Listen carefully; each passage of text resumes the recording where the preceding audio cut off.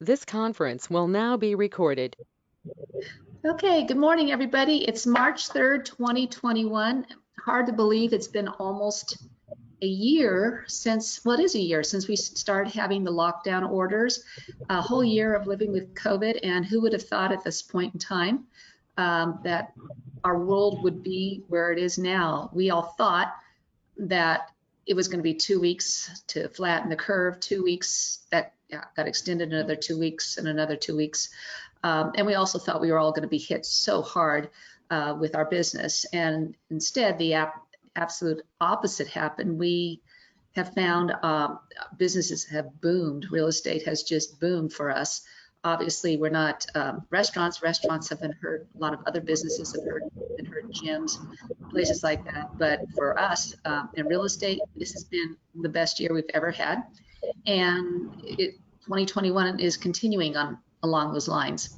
I did a survey. We had a survey put out a few weeks ago that Brittany put out for everybody. I would really appreciate everyone who contributed to that so we could find out whether or not the tech that we offer is being utilized, and if not, what we can do to make sure it gets better used.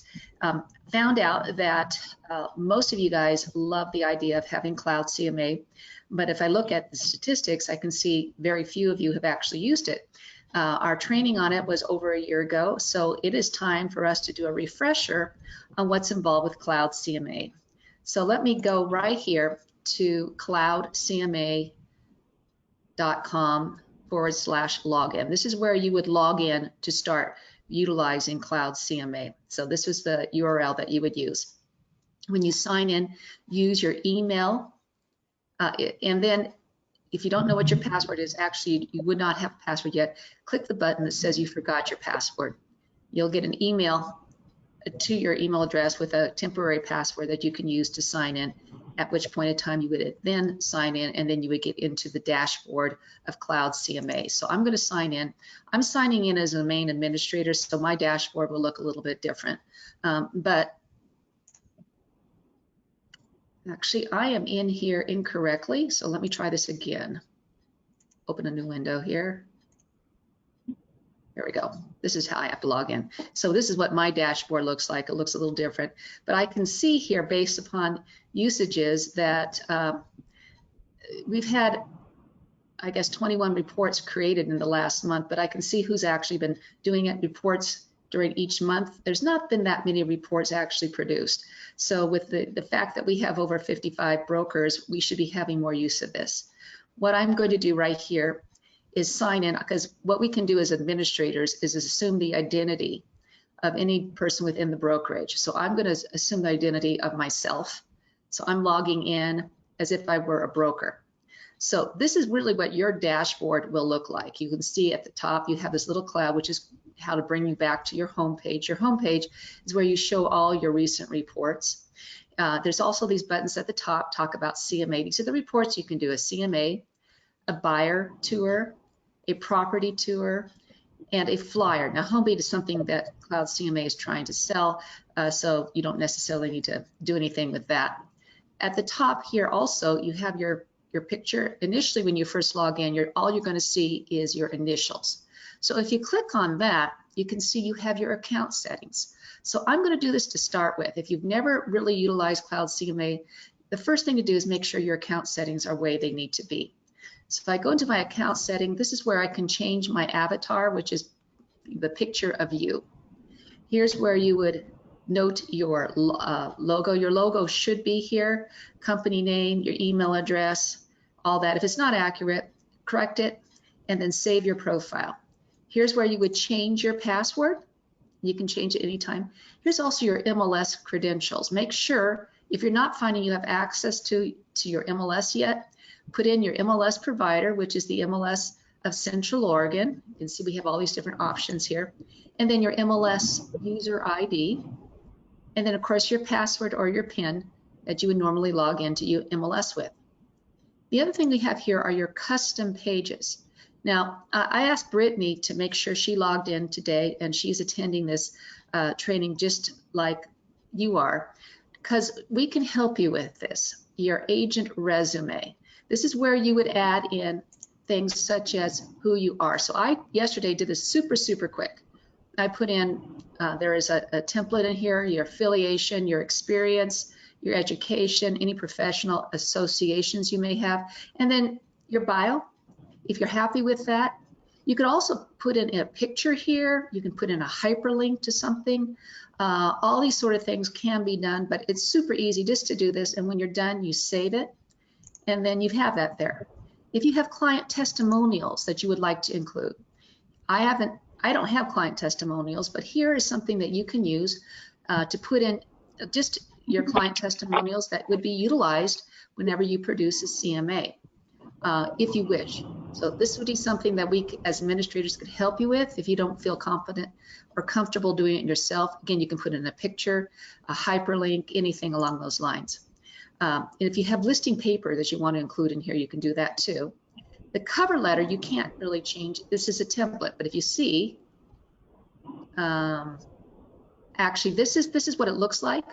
It talks about here, the update here. Appreciate the opportunity to share your business plan with you. It should, these little coding here of this is coding here. It will pull up today's date. It'll pull up the name of your person, all that sort of stuff.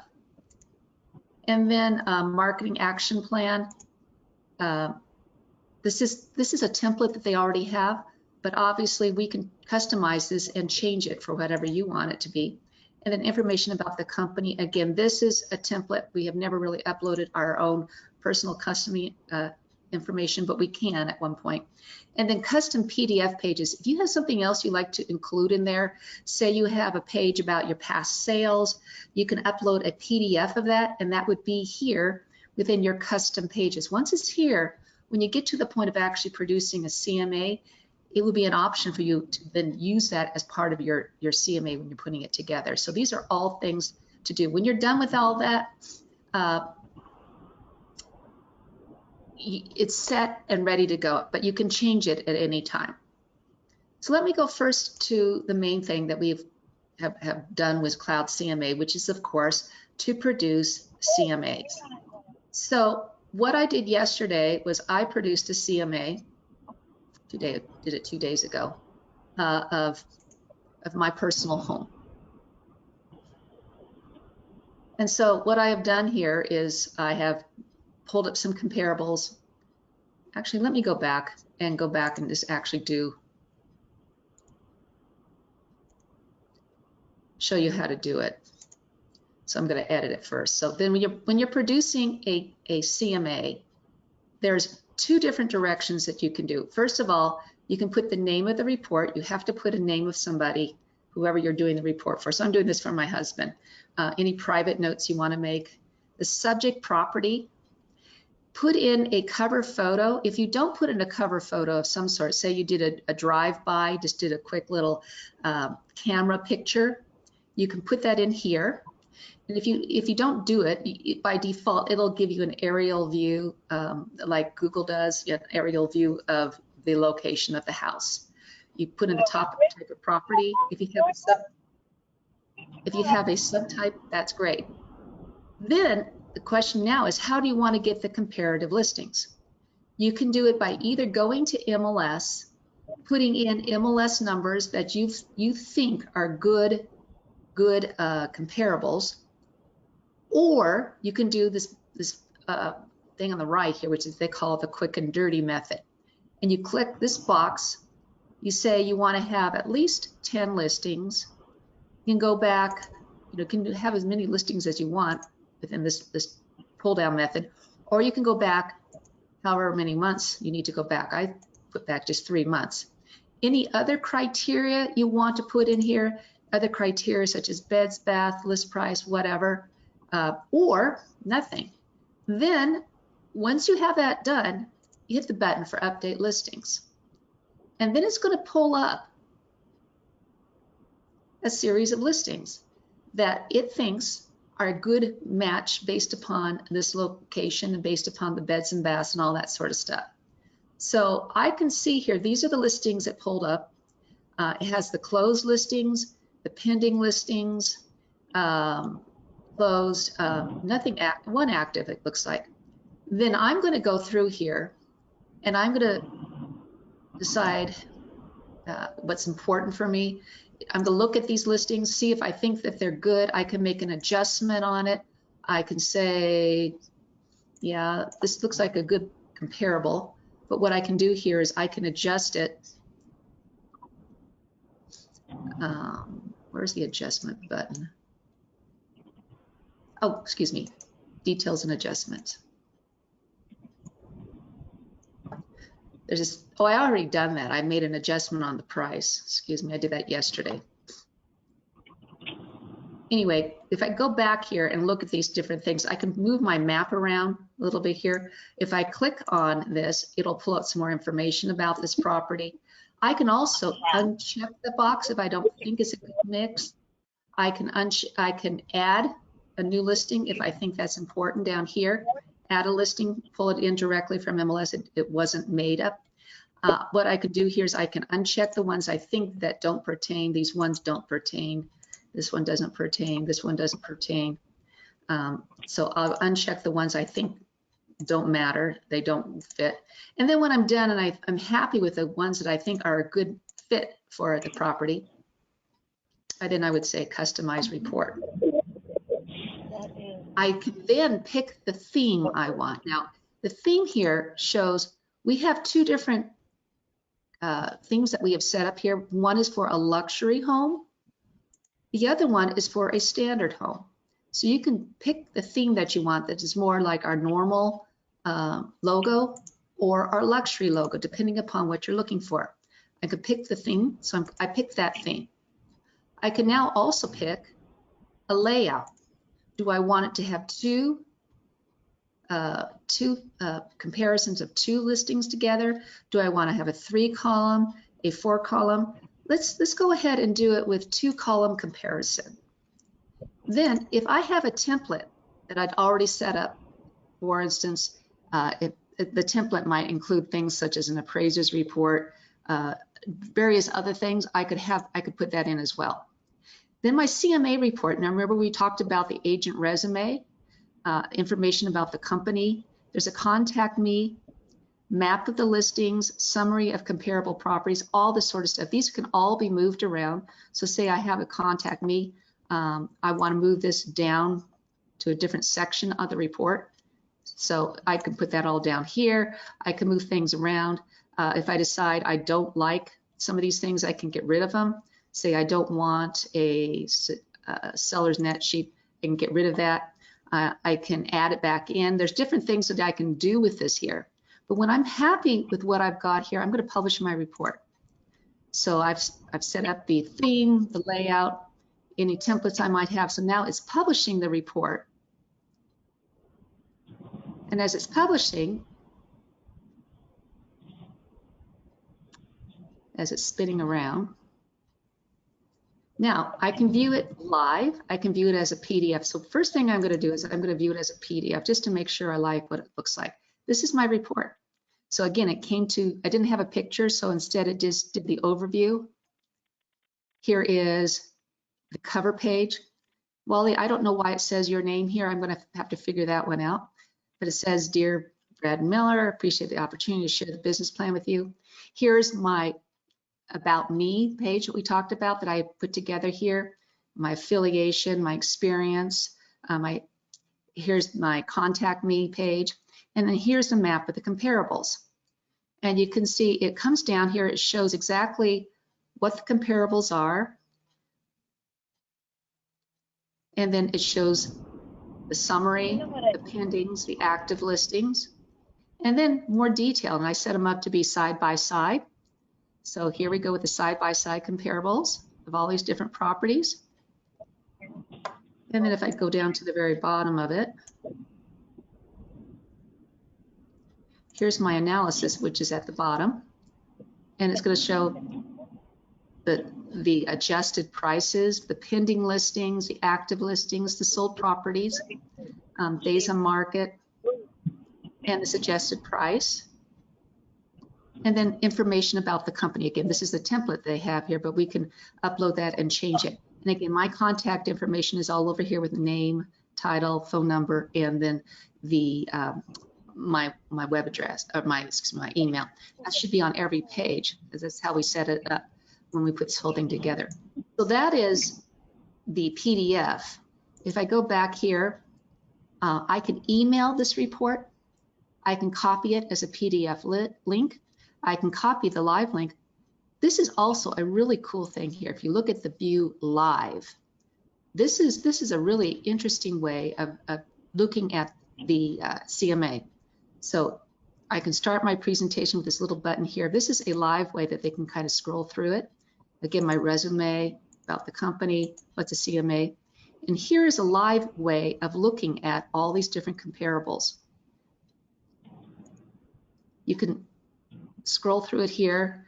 What's nice about this, you can also draw on it. Get rid of that. Go up and down, go side to side. Just a really neat thing, has these cute little, really interesting charts, shows about the trends in the area, and then information on time to sell a property, and then online valuations. It has a really great reports in here. So anyway, I think this is an awesome thing, and you can use this to view it live. If you want to sit down with the people, you can again email the report, copy the PDF link, or copy the live link and send it off to your clients. It's a really great tool that you can use, and the reports are wonderful. So that, in a nutshell, is the CMA. Very cool. There's other things that we can do here as well. The buyer tour is a really neat thing that we can do. So I'm going to create a brand new buyer tour right from the start. So I'm going to call it, I'll call it Brad's Tour. What I have done today is I pulled up, I just did a quick search on MLS, and I pulled up 5 property MLSs that I wanted to tour. And they were all based upon price, and there's just 3 of them here, so I'm going to do them really quick. So here they are. I'm going to now fetch the listings.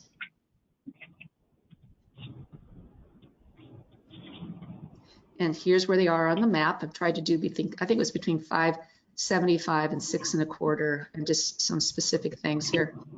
These are the listings here. I can add more listings. I can change the sort that I want. If I decide I want to see this one first, second, whatever, I can customize it. Next thing I do is I hit the customization button. Again, pick my theme. I'm going to pick the standard theme. Pick the layout. Do I want to have a photo with the map, 2 photos, photo with maximum data? I'm just going to say the photo with the map. I think that's kind of good. And again, I have also here my resume, my contact me. I'm going to move these further down because I don't think that's necessary. I'm not buying a foreclosed home. I'll get rid of that. I'm not going to look beyond staging, nothing about that. I think it's important to have information on a home inspection, all that. So if you want to see what it looks like, take a quick peek at what these pages look like. If you don't like them, get rid of them. Okay, I'm pretty happy with this right now. So now what I'm going to do is I'm going to publish the report.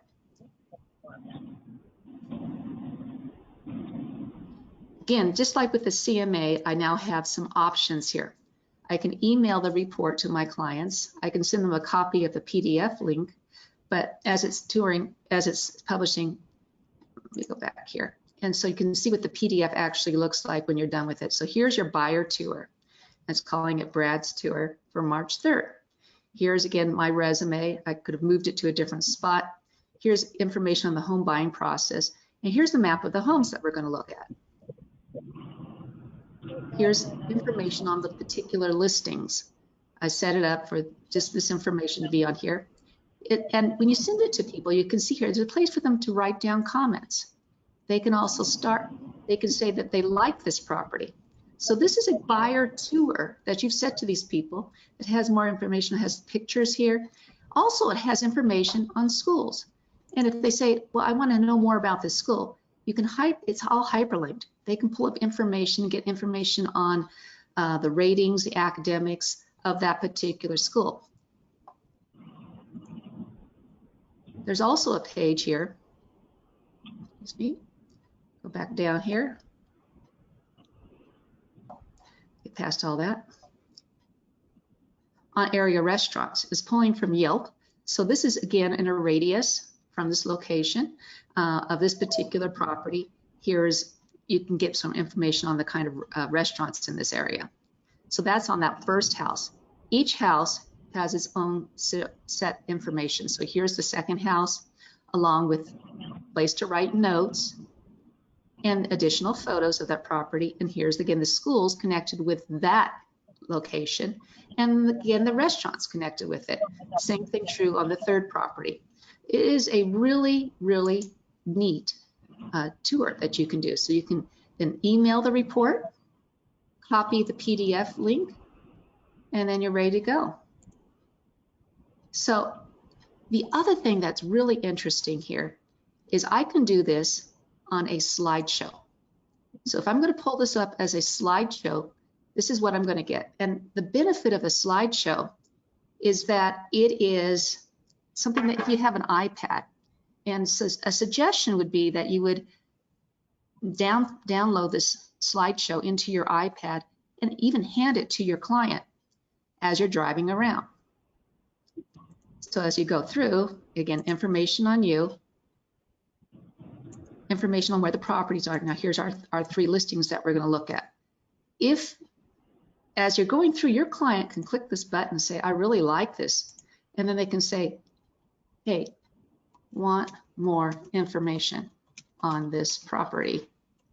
Follow up with size of living room. And then I can post this. And this is something your buyer can do.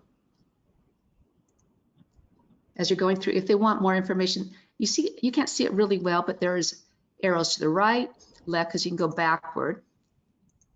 But if you go down, it pulls up more photos. So I can go back up. And again, as you're driving around, your client then has the right to say, this is a great property. I'm going to write my notes. And then when you're done, you can put in the email, or I'll just send it to myself.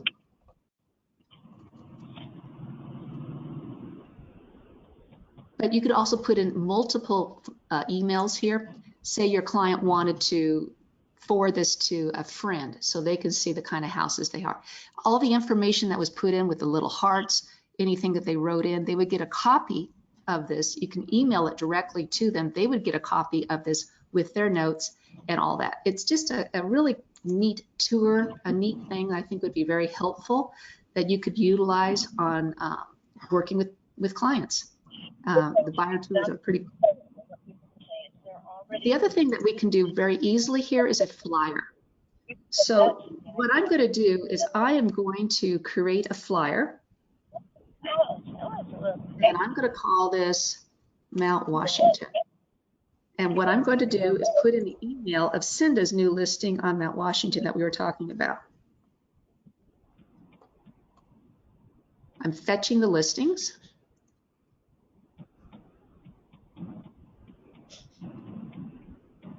And it shows what it looks like here. I'm going to customize it now. You pick my theme. I'll pick it the standard Ben Premier theme. I can pick the layout I want. So this is a 6 picture layout. I can decide that I want a different title instead of just listed. Say I'm running an open house there. So it's Cinda's listing, but I'm going to run an open house. So I'm pulling up all the information on it. Say I don't like that layout. Say I want to have more pictures in here. And I find out when I put in more picture that the description isn't working. I can edit the description and change it out a little bit. But now I have it and it's ready to be published. So last second, I decided I was going to be doing that open house. Didn't have time to talk with Brittany to help me put something together here, but this is a way you can put something together super easy and super quick. And I can, again, email the report or copy it. And again, this is my PDF of what I just produced.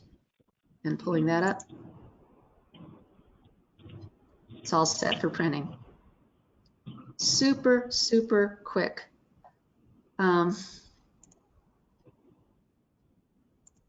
Any questions on any of this stuff here? We got a good, helpful information, Tammy, here. Check everything before city because I use Cloud CMA in Portland and the program defaults to the previous CMA you created. That's good to know. If you use person's name previously, it will keep that rather than clearing the field. That goes for everything. But make sure, that's a great idea. Thank you. Thank you much, Tammy, for letting us know about that. So Linnea, if you email that open house flyer, is that as an attachment or is it embedded?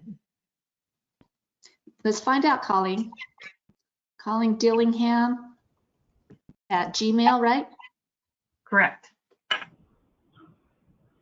Let's see what you get. Okay. It's probably a PDF, I would assume, PDF attachment. I haven't gotten it yet. Oh, here it is.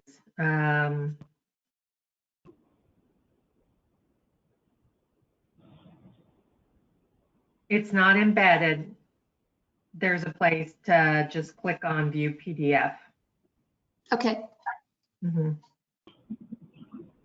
Thank you. You're welcome.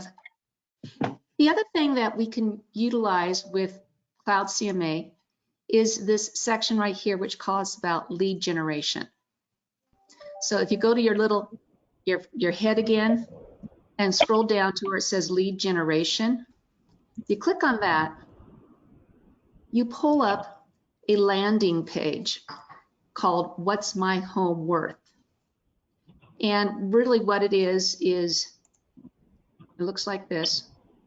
It's something that you could share with somebody, and you can ask them, put in their property address, and then you'll get a free comprehensive home report in just a few minutes. So if I put in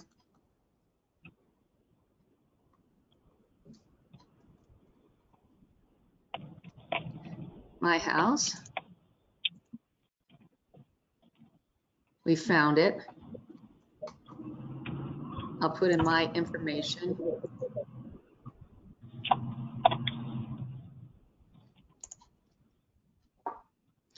And I will get a report really quick on that. And it is a lead capture as well. This is something that people can share on their social media. So if you go here, copy the link or share it as an embed, share it on Facebook. Here we go. I can post this on my Facebook page. And again, I would get the information when someone fills this out, would come to my email, and now I have contact with them. So this is super quick, super easy. I would share it with a page I manage. It's ready to go. So you could share it on Pinterest, Facebook, or you can embed it. And here's an embed code that you could put into some other website, probably even into your own subdomain website as well. Any questions on that? I'm on an office meeting, baby. They can't. As I'm seeing a number of people actually utilizing this right now, and it's super easy, super quick. A biscuit split in half. There's 2 biscuits split in half, so we can share that, and then later Make when a you postcard take your here, stuff Karen. Actually, you can't. Cloud CMA is not set up to do postcards, but bear printing is. And we did a class on bear printing not that long ago. And yeah, I think Kathy, you need to mute your mic. Pretty sure Kathy is talking. I'll mute them all. There you go. Okay. So anyway, yes, bear printing is where we do postcards, and Brittany and Emily can help with that. We did a class on that not that long ago, and there's all kinds of different postcards that we can put together for you and help you with those. Anyone else have questions on this?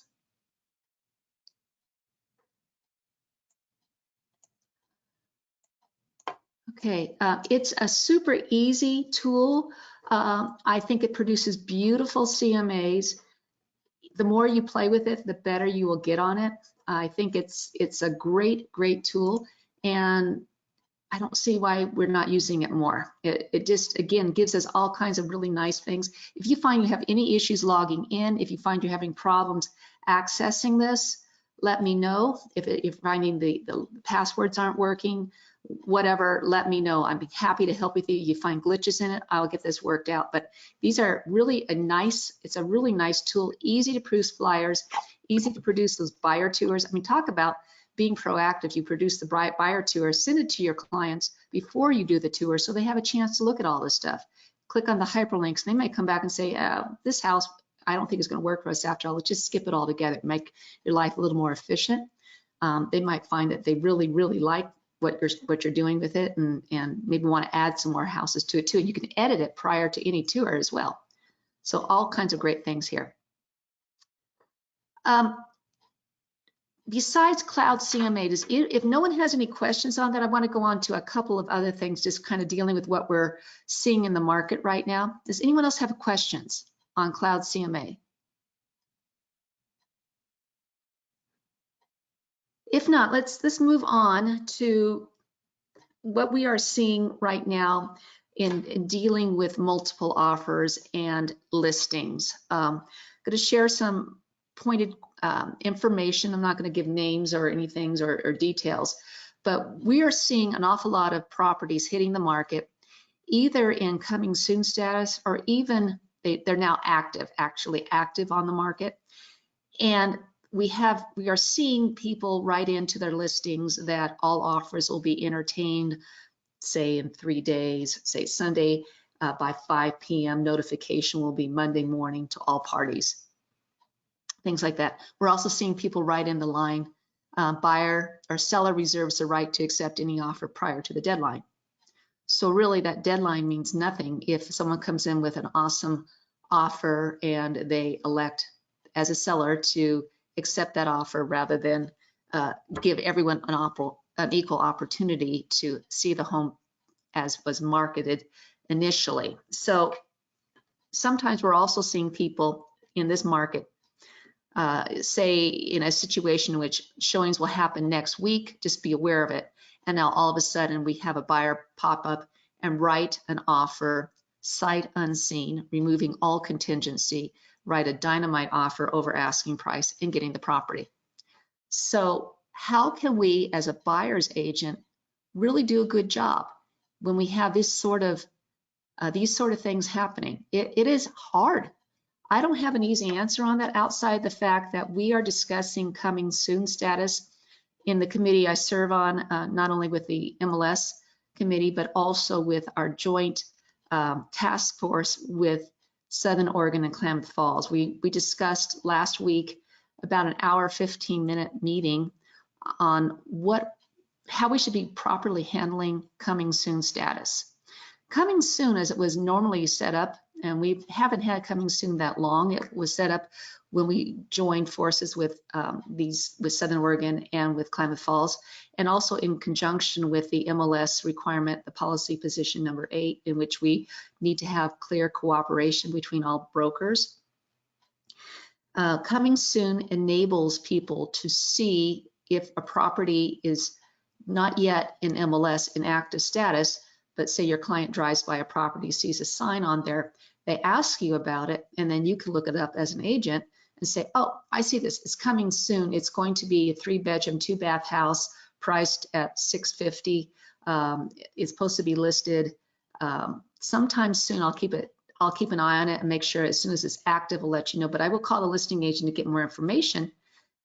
One thing with our policy that we have with MLS is if the seller has given permission to show the house prior to active status, we can show it. we'd have to call the listing agent and find out. Or if the listing as is showing in MLS says some showings are allowed prior to active status, call listing agent for more information or whatever. This is the scenario that we are dealing with 2 weeks of supply of inventory and a lot of buyers looking for property. People are jumping all over these coming soons. The way Southern Oregon is looking at this is they think no showing should ever be permitted before the house gets actively listed. The thing is, it's in our policies that you can show the property if the seller has given permission. The problem here is we're coming up with is how do we handle someone out of the blue, sight unseen, writing a dynamite offer? Is that being fair? Is that in the spirit of clear cooperation? It's really not. It's giving people who have set up for the showings that are advertised in MLS to happen in a week. They've called their buyers. The buyers have scheduled flights to get here. And then all of a sudden you find out from the listing agent, sorry, we got a sight unseen offer that our seller has accepted, and so we're not having any more showings on the property. Is that in the spirit of clear cooperation? It's not. But ultimately, can the seller do it? Yeah, they can. Is it being ethical as an agent who says we're going to have showings on this specific date? Is it showing, giving all buyers an opportunity to see the property? Ultimately, the seller can accept that offer. But having a discussion with your seller when you take the listing is really a key. Making sure your seller has given you the authorization to let people know if there's multiple offers on a property. Talk about this what if scenario. What if an offer comes in before the property is active and you've got people lined up to see the property and the seller wants to accept it? How do you handle this? Have that discussion with them and then let people know. So does anyone have questions on this, or have I explained that well enough? If you want to comment about it, please unmute your mic and just give us your thoughts about it, because it's becoming a real problem. And I would like to hear from you before I have a follow-up meeting on the coming soon status. We're having that next Monday because we didn't solve this situation in an hour and 15 minutes. We're having a follow-up meeting. They were going to do some research with NAR, find out what NAR, OAR really think about this, how we can properly handle this to give all agents an equal opportunity. Does anyone have thoughts?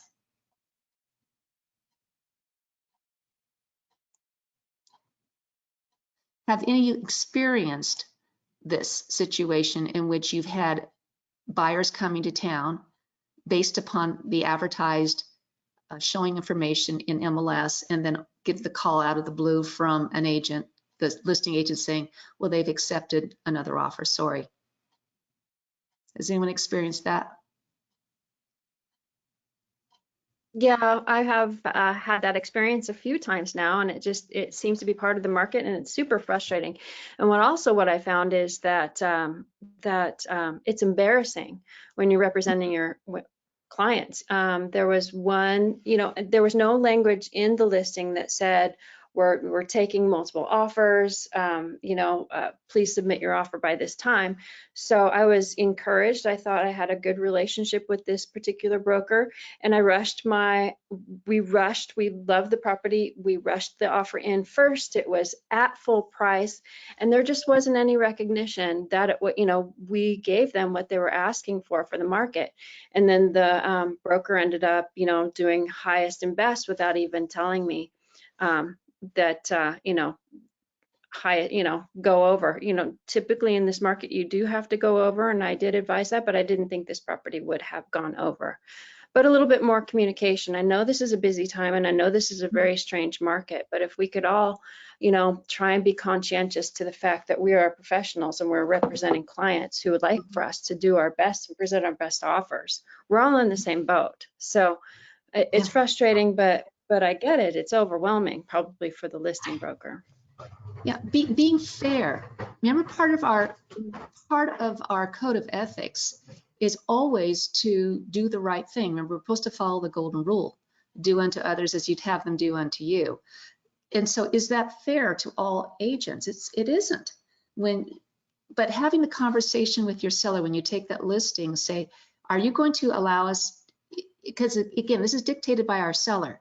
Let me know, will you allow me to let all the brokers know about multiple offers? If they say no, then we can't let people know. But if they say yes, then by all means, it's doing the right thing by letting, and it's a good thing for your seller too, to tell people, we have multiple offers. You may need to come back with a better offer. The other thing to ask your seller when you take the listing is, can I pass on if someone asks what the top offer is? And if they say yes, we are totally allowed to tell brokers what the top offer is. That is totally permitted in Oregon. Some states it's not, but in Oregon it is, if our seller says to. And think from the perspective of someone representing a seller, you want to get as many offers at the best price possible. So bring in these offers, get the price as high as possible for that seller. And of course, you have to weigh all that against, is this cash? Is it a loan? Will it appraise? And there's ways of handling, you know, we have buyers who are, I hate saying waiving the appraisal, but basically saying if the home does not appraise, we will pay the difference between the sales price and the appraisal. So the motivation is there in the strong seller's market. Yes, Walter, you're correct. Did you hear say an agent with a coming soon status listing is allowing showings? Yes, it is permitted, actually, with the way our policy is set up with MLS, that we can have showings if our seller permits it, and we can put it in there in remarks. Some showings are allowed, or if someone calls and say, can we have showings prior to going active? Yes, in our local market, in our local MLS, it's allowed. I know things were such a mess in the Portland area with our MLS, the MLS of the Portland area, with their coming soon status. I believe they did away with coming soon altogether because people were abusing. Question is, what is the point of coming soon status? Point of coming soon is to let people know that the house is coming soon. It's probably waiting for professional photos or maybe some staging, sellers cleaning some stuff up, doing some minor repairs for whatever reason. But then all of a sudden people will say, are they allowing showings prior to it going active? My client doesn't care if the carpet still need to be cleaned. My client doesn't care about, you know, the house is still cluttered. Can we get in early? And really, it's if the seller says, okay, yes, we can. This is the policy right now. I don't know if this is going to change. It may change. Like I said, that we're having a lot of problems with this right now. And if the joint RMLS, excuse me, the task force between Southern Oregon and Klamath Falls and Central Oregon decide that we need to change that policy and change it back so that we don't have showings prior, that is an option. We'll have to see what comes up with. And if that's the recommendation, that will still have to be voted on by the boards. So, yeah. Any other questions on that, how that's working? Anyone else want to contribute to this information too? I mean, Daniel, that was really helpful information that you told us. In this time in which there is not enough inventory, people are all over new listings that are hitting the market. I did share with you guys also last week about how there are issues and problems with people who subscribe on Redfin, that the MLS feed to Redfin agents, it goes through a method called a virtual office website, a VOW. When you're a subscriber to Redfin, any buyer or seller for that matter who are a subscriber there, through Redfin have access to that VOW website. And so they are able to see coming soon listings. Coming soon listings do not come out through our normal IDX feed. So if you go to our company website, you will not see from Joe Public's perspective any sort of coming soon information. However, the way we as agents representing our clients can get around this is we can set them up on a subscription through MLS. So you can set up a subscription and say, I want this buyer to see coming soon listings that meet this criteria. So they would get that information. That's one way we can level the playing field a little bit with the way Redfin has their website set up. And there might be some other companies that have their website set up the same way. If you subscribe, you have access to stuff that you wouldn't if you're on the public site. Yeah, you see here.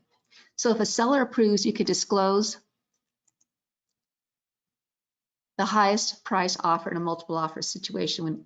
Then if everyone increases their offer, you can do that again and again and keep driving the price up until last man standing. Essentially, Tammy, you can pass on information on highest price if the agent on the other side asks. You just don't advertise it to the world. It has to be coming from an agent on the other side. So this is one thing that Ben Premier agents are aware of that a lot of people are not.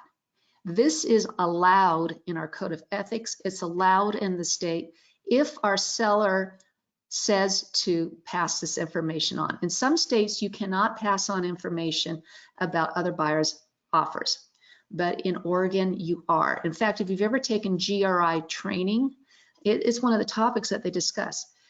Think about it from the perspective of representing a seller. You want to get that price as high and at the best terms possible for your seller. So if an agent representing a buyer, say you, Tammy, are out there showing property and there's a property that your buyer absolutely loves, and then you ask the listing agent, are there other offers on the property? And the listing agent comes back and says, my seller has authorized us to say whether or not there are, and there are multiple offers. Then you as a good buyer's agent come back and say, can you tell me what the best offer is, what the highest priced is? Has your seller given you the authority to tell people that? And because you've asked that question and the seller has given that listing agent the authority to pass that on, you have an up over everybody else because they've told you the highest price is this, the best terms are these, and then you can come back and strategize with your buyer on an offer you want to submit. So that is allowed in Oregon. Again, you have to ask though. They're not going to volunteer that information. Any other questions on this? Why are so many agents refusing to take escalation clauses? I don't know. Escalation clauses, and the thing, my question here is it the agent refusing to take the escalation clause, or is it the seller? Seller wouldn't know what it is.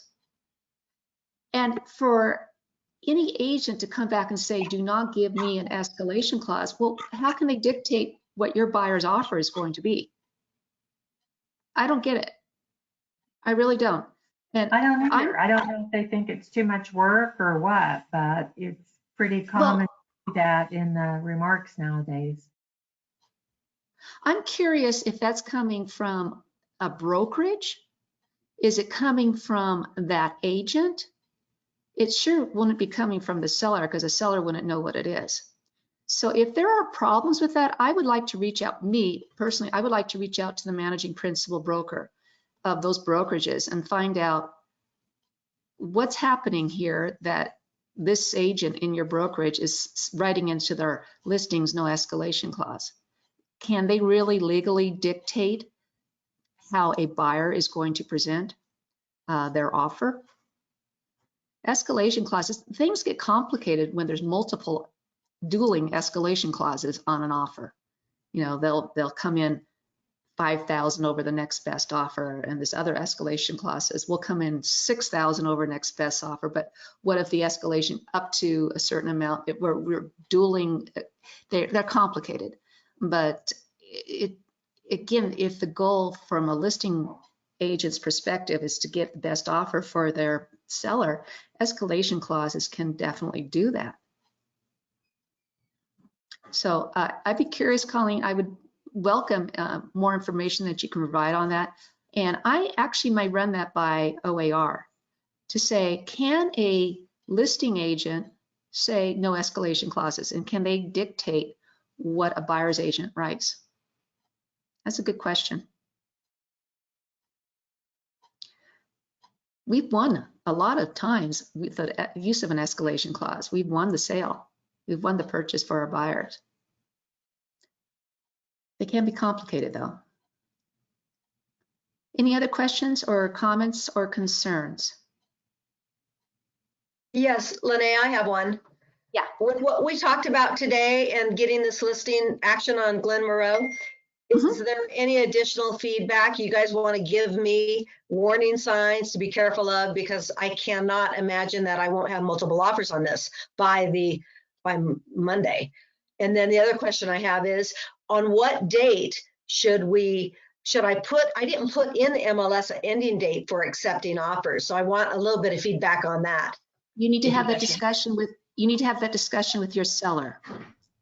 Okay. Say, we could be entertaining offers for a week. We could entertain offers for 2 days, 3 days. It's really ultimately what your seller would want. The question here also is, a lot of these offers will come in with a short turnaround time. Had a discussion yesterday actually with a principal broker and broker from another brokerage, in which there was a short turnaround time for this offer that came in early. And this enabled us, our client, not to have the opportunity to show the home, to see the home at all, because, and I said flat out to the principal broker and broker on the other side, well, you know,